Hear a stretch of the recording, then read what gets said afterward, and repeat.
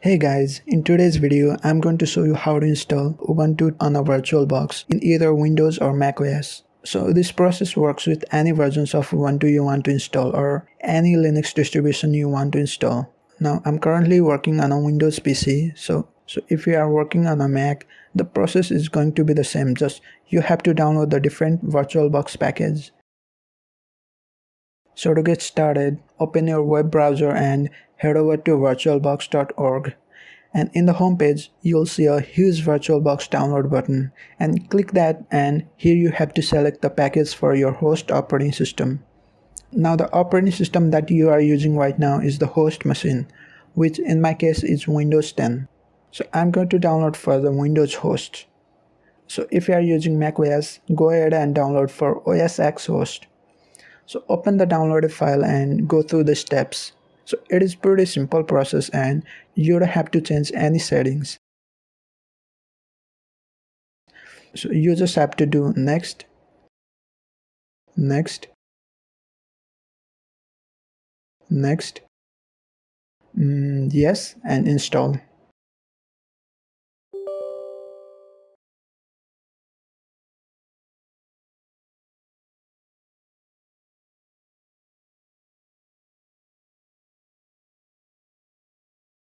So once you finished installing VirtualBox, you have to download the Ubuntu ISO file.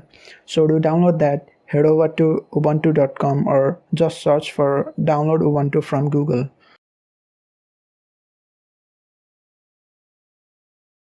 So go to the download page and here you have to select the version you want to download.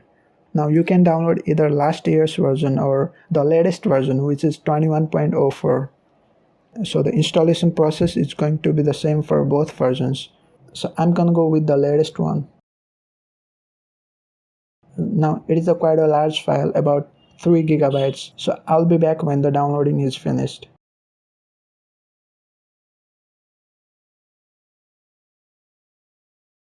So that you downloaded the required files, so let's create the virtual machine. But before that, make sure that your PC supports virtualization. For that, you need to boot into your BIOS menu. So restart your computer and enter BIOS menu. Now look out for the term related to virtualization. So that could be enable virtualization or enable VTX or enable SVM. Anything that relates to virtualization. So if you don't see any of these options, your PC may not support virtualization, so you can't create the virtual machine. So to create the virtual machine, click on New and name the machine. So you can name anything, but the type should be Linux and the version will be Ubuntu 64-bit. Click Next. So if you see this error, you just have to change this location.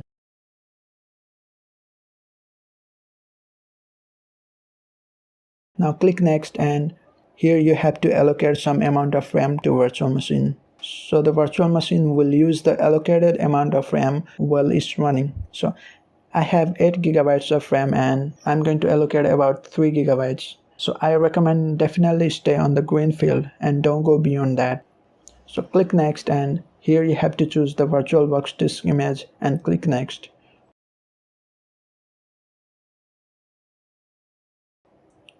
Now in the next step, we'll be assigning some amount of our hard drive to the virtual machine.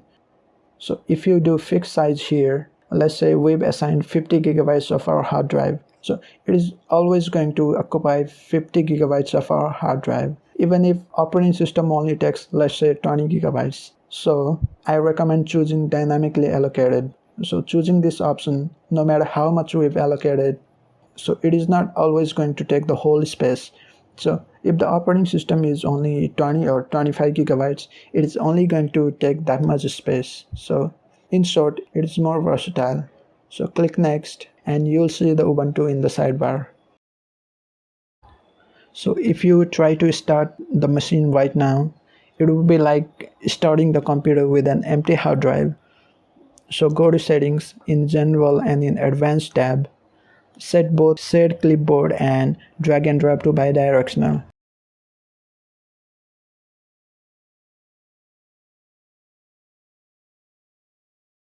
And In the System in Processor tab, I recommend enabling PAE NX option. So in Display, set the video memory all the way to maximum value. In the Storage option, we have to insert the disk image file that we've downloaded or ISO file that we've downloaded. So click on Empty Disk, and from here we have to choose the disk file. So this is the file. And now we don't have to go through the rest of the options. They are better by default.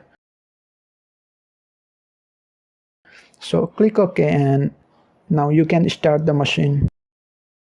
So it is like running a whole computer inside of another computer. So it is a bit laggy.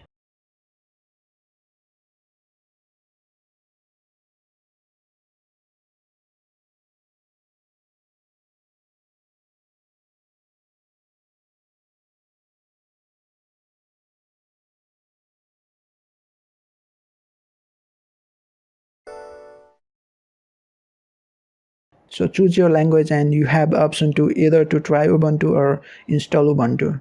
So you can try it first if you want, but I'm going to install it now. Choose your keyboard layout and do continue.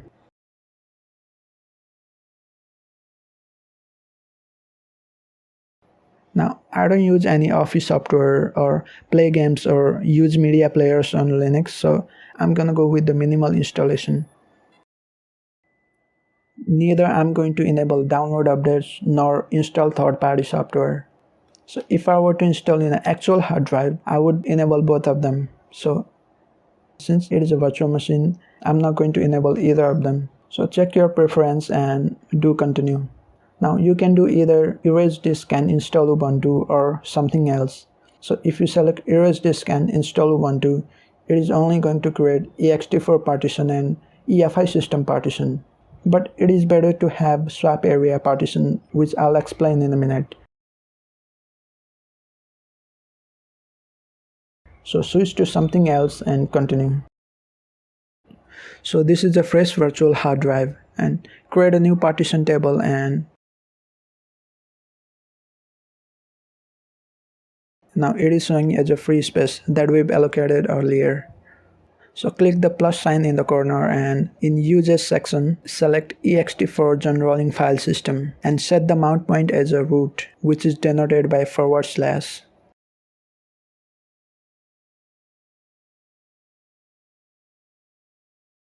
Now resize the partition, and I'll resize it to 45,000 megabytes and click OK. Now click on free space again, and again click on plus icon. Now in Uses section, choose swap area and resize the partition. Swap area acts as a sort of extra RAM, but it is slower than actual RAM.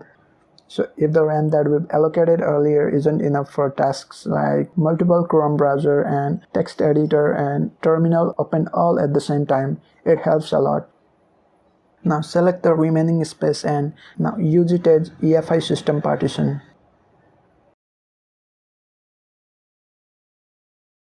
Now click install now.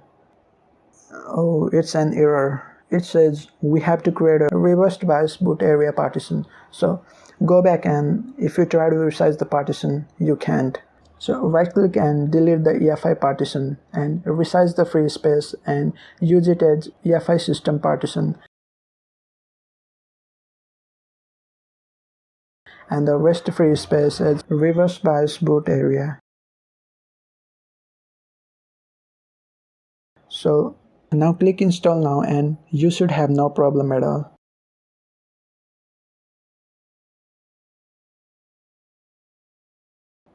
Now select your location or time zone and continue.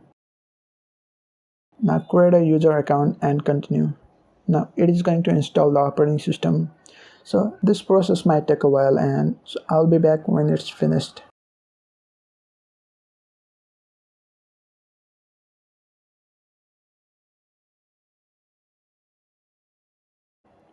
So once the process is finished, click restart now.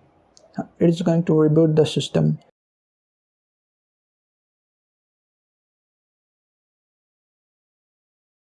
Meanwhile, go to devices and insert guest edition CD image.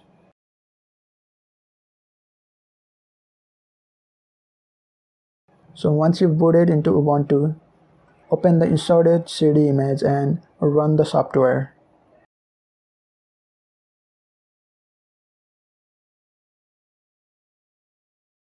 So what it does is, the first thing you'll notice is that the resolution is very low.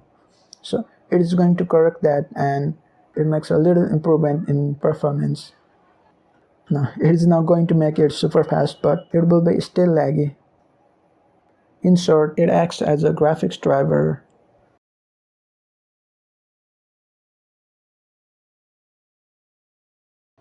Now you can see the resolution is full HD. So this is it, the whole installation process. So thanks for watching. I hope you liked this video, and subscribe if you did. I'll see you in the next video.